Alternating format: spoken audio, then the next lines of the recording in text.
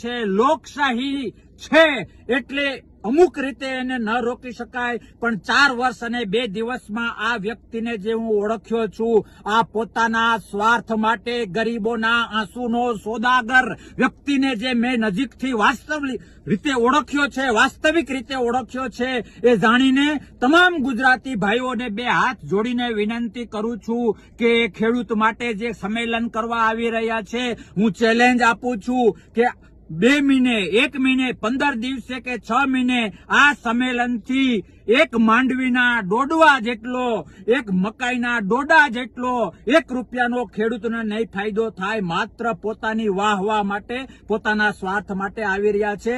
ચેતી જજો કાર્યકર્તાઓ, તમે પણ ચેતી જજો. જે નાની મોટી જવાબદારી આપી છે એવા લોકો, તમે પણ ચેતી જજો. તમારા ભવિષ્યની ચિંતા કેજરીવાલને નથી, ગુજરાત અને દેશના ભવિષ્યની ચિંતા કેજરીવાલને નથી. એણે માત્ર સ્વાર્થના ચશ્મા પહેર્યા છે.